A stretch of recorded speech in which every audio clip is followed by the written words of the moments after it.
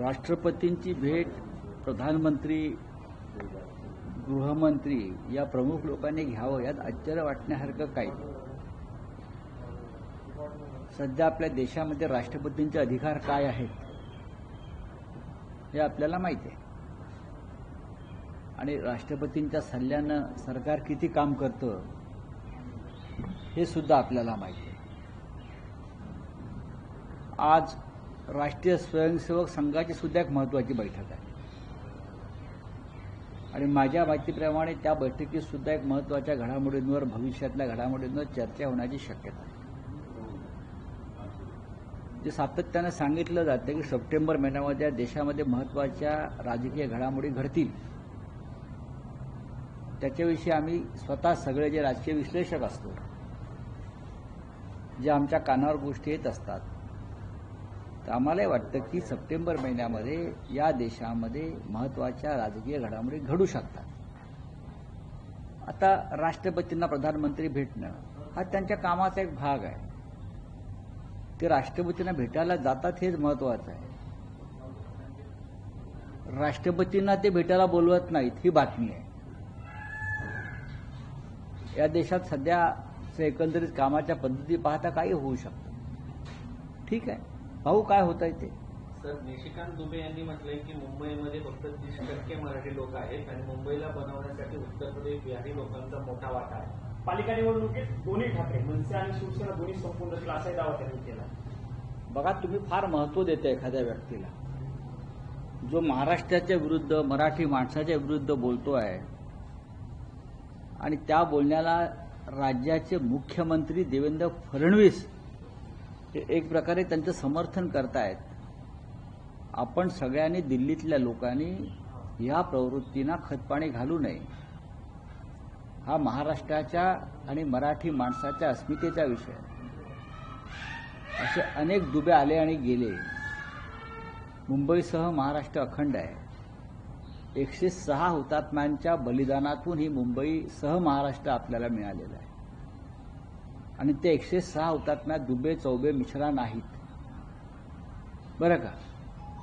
हे या निशिकांत दुबे यांनी समजून घेतलं पाहिजे. छातीचा कोट करून महाराष्ट्र लढला, मराठी माणूस लढला, गिरणी कामगार लढला, तेव्हा ही मुंबई मराठी माणसाला मिळाली.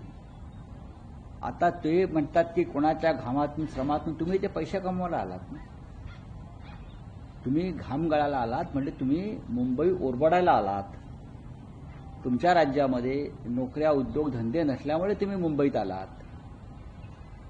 नाहीतर तुम्ही कशा करताय.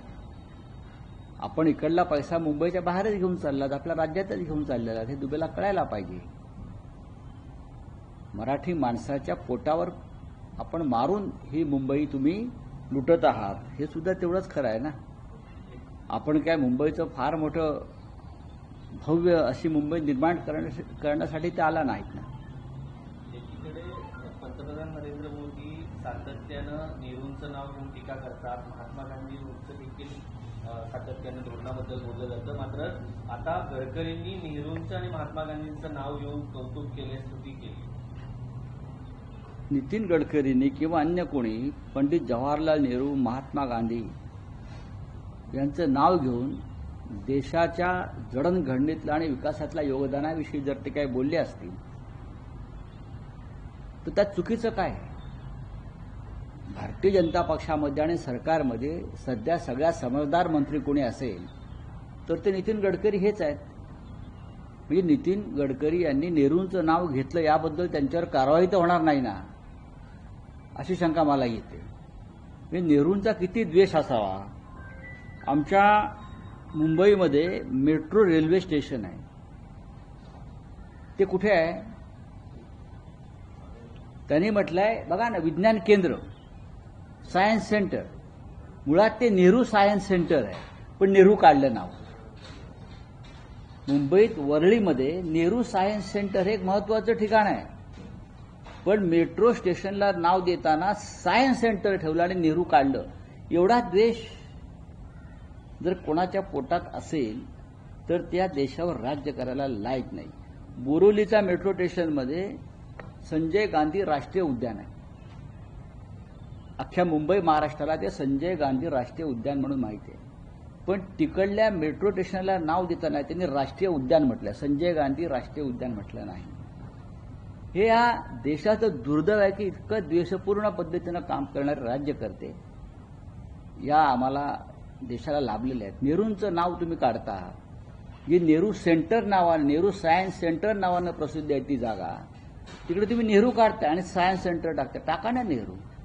नेहरूने तुमचं काय बिघडवलं? तुम्ही नेहरूचंच खाताय ना. त्याच्यामुळे नितीन गडकरी साहेबांनी नेहरू गांधींचं योगदान जर मान्य केलं असेल तर मी त्यांचं अभिनंदन करतो आणि त्यांच्या समजदारीला सलाम करतो.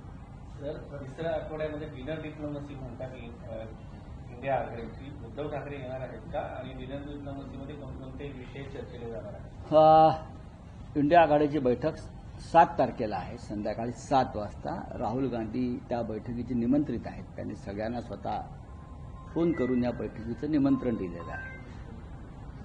माननीय उद्धव ठाकरे यांच्याशी सुद्धा राहुल गांधींची चर्चा झाली, किमान 3 ते 4 वेळा चर्चा केली आणि आग्रह केला की आपण दिल्लीमध्ये येणं आवश्यक आहे. शिवसेना पक्षप्रमुख उद्धव ठाकरे हे 6 तारखेला दुपारनंतर दिल्लीमध्ये येतील आणि 8 तारखेपर्यंत ते दिल्लीमध्ये आहेत. 7 तारखेच्या बैठकीला उपस्थित राहतील. त्यांच्या काही गाठीबिटी ठरवू शकतात. 7 तारखेला दुपारी 12:30 वाजता ते संसद भवनातील शिवसेनेच्या पक्ष कार्यालयाला भेट देतील. काही संघटना ज्या आहेत, कामगार संघटना त्या कोर्टात जात आहेत. श्रीकांत शिंदे यांची विनंती आहे की त्यांनी रेती आणि दगड याच्यामध्ये मोनोपोली तयार केलेली आहे आणि या परिसरामध्ये, आणि त्यामुळे रेट जे आहेत ते वाढवलेले आहेत आणि त्यामुळे आज कोर्टामध्ये ते जातात. चांगली गोष्ट आहे. न्यायालयानं या सगळ्या गोष्टींचं ही सुनावणी ऐकून किंवा आमच्या आर्ग्युमेंट्स ऐकून या सगळ्या लहान उद्योजकांचा न्याय दिला पाहिजे. संपूर्ण महाराष्ट्रामध्ये हे अशा प्रकारची कामं, ठेकेदारीची कामं 2-4 कुटुंबाचे जे सत्तेमध्ये आहेत तेच घेत आहेत. आता तुम्ही रेती, वाळू, माती आणि दगडी सोडायला तयार नाही.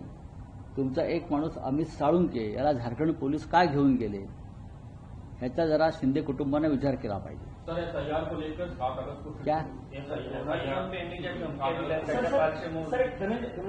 धनंजय मुंडे एसआईआर को लेकर 7 अगस्त को फिर से इंडिया ब्लॉक की मीटिंग है, क्या कहना चाहेंगे? देखिए देखिए 7 तारीख को इंडिया ब्लॉक की मीटिंग है और राहुल गांधी जी इस मीटिंग के निमंत्रक हैं. राहुल गांधी जी ने सबको खुद फोन करके निमंत्रण दिया है. उसमें उद्धव ठाकरे जी भी है. तो उद्धव ठाकरे जी दिल्ली में उस बैठक के लिए आएंगे. 7 तारीख की जो बैठक है, उद्धव जी 6 तारीख को दिल्ली में आएंगे और 8 तारीख तक दिल्ली में रहेंगे. मीटिंग में भी शामिल होंगे, सबसे मिलेंगे. संसद भवन में हमारा जो पार्टी का नया कार्यालय बना है वहां भी जाएंगे और दिल्ली में जो प्रमुख नेता है उनसे मिलने की हम कोशिश करेंगे. इन सब बातों पे चर्चा होगी सर, इन सब बातों पे चर्चा होगी मीटिंग में. बहुत सी बातें हैं ना. सबसे बड़ा तो एसआईआर है, ऑपरेशन सिंदूर है, ट्रम्प का टेरिफ है, देश की स्थिति है, वाइस प्रेसिडेंट के चुनाव को लेकर सभी बातें एजेंडे पे है और हम सब पर बात करेंगे. अगर इतने बड़े नेता दिल्ली में इंडिया ब्लॉक के बैठक में शामिल हो रहे हैं तो सब बातों पर चर्चा हो जाएगी, क्योंकि दिल्ली में बहुत से लोग हैं जिनका बार बार आना नहीं होता है. निशिकांत दुबे कहते हैं कि राज ठाकरे इस इलेक्शंस में खत्म हो जाएंगे. ठीक है, खत्म होने के बाद हम निशिकांत दुबे को बुलाएंगे मुंबई में और दिखाएंगे कौन खत्म हो गया है. निशिकांत दुबे कौन है? वो एक उद्योगपति का दलाल है. एक दलाल लोग है जो पार्लियामेंट में बीजेपी ने लाए हैं और मुंबई में भी ये लोग दलाली करने आते हैं. उस दलाली को हम रोकने की कोशिश कर रहे हैं. इसलिए ये लोग हमें इस प्रकार की बातें करते सर, पहलगाम हैं. मुंबई महाराष्ट्र की राजधानी है. ये राजधानी दुबे ने नहीं बनाई है. मुंबई और महाराष्ट्र बनाने के लिए, यूनाइटेड महाराष्ट्र बनाने के लिए 106 मराठी लोगों ने अपनी प्राणों की आहुति दी है. उसमें कोई दुबे, चौबे, मिश्रा नहीं है. दुबे जी, मैं आपको बताना चाहता हूं कि मराठी लोग हमारे वर्कर, काम करने वाले लोग थे. आप लोग जो बोल रहे हैं ना हमने खून पसीना बहाया, आप लोग मुंबई में इसलिए आते हो कि आपके राज्यों में कोई काम धंधा नहीं है, इसलिए आप आते हैं. हम हमारे साथ मिलजुल कर आपके लोग रहते हैं। मुंबई ने सबको स्वीकार किया है, लेकिन आप जैसे लोग हैं वो समाज में तीड़ निर्माण करने की कोशिश करते हैं और हमारे यहाँ के जो हिंदी भाषिक है आप उनको भी डिस्टर्ब कर रहे हो। सर ट्रम्प पहलगाम गवर्नमेंट का आतंकवादी एक और बयान आया है किसका? ट्रम्प तो उनके एक बड़े ऑफिसर ने बयान दिया है कि इंडिया जो है फाइनेंसिंग करके रसिया को ऑयल खरीदने की बात ऑयल खरीदने की वजह से उसको फाइनेंसिंग कर रहा है और वो यूक्रेन वॉर में कंटिन्यू कर रहा है। मुझे नहीं लगता है कि रसिया को किसी को फाइनेंस करने की जरूरत है, खास करके भारत जैसे देश को। मुझे लगता है कि ट्रम्प सरकार का मानसिक संतुलन बिगड़ गया है। लेकिन ये बात मेरे जैसे लोग कहने के बजाय अगर मोदी कहते तो बहुत अच्छी बात होती। अब तक मोदी की सरकार खुद मोदी ट्रम्प पर कुछ बात नहीं कर पा रहे। क्यों डरते हैं मोदी ट्रम्प से मुझे मालूम नहीं, किसके लिए डरते हैं, ये क्या डर है मोदी जी के मन में। इतना बड़ा 56 इंच का सेना उनका है, एक बार ठोक दो ना प्रेसिडेंट ट्रम्प को। रामलीला मैदान पर सभा लीजिए, इंडिया गेट पर सभा लीजिए और ट्रम्प की ऐसी की तैसी कर लीजिए, देखेंगे हम भी मोदी में कितना दम है। हमको लगता है देश के प्रधानमंत्री, भारत के प्रधानमंत्री में इस प्रकार का दम होना चाहिए।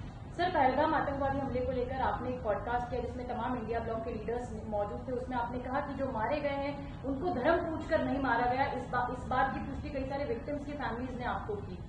जी हाँ, ऑन रिकॉर्ड भी है। जो एक आर्मी ऑफिसर वहां नरवाल मारा गया, उनकी पत्नी ने भी कहा है, हमने भी बहुत से लोगों से बात की।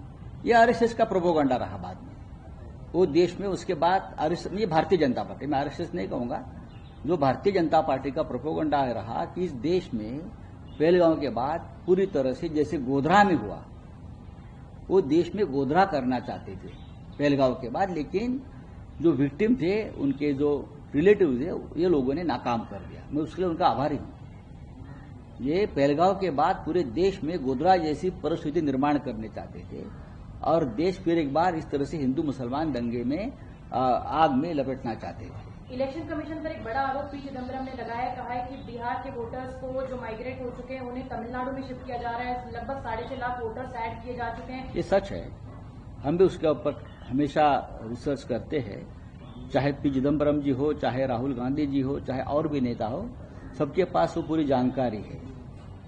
ये जो है हमारा चुनाव आयोग, ये चुनाव आयोग नहीं रहा है, ये चुनाव आयोग हो गया। सबको चुना लगाते हैं, हाँ, उसको चुना लगाओ, उसको चुना लगाओ। पूरे देश को चुना लगाने का काम ये चुनाव आयोग कर रहा है। तो थैंक यू।